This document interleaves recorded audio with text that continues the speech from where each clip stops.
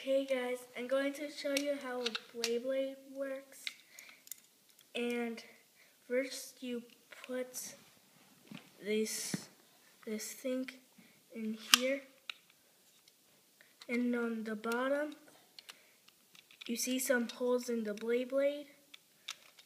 And you turn it and when you hear the click, and then you take out this really fast like this.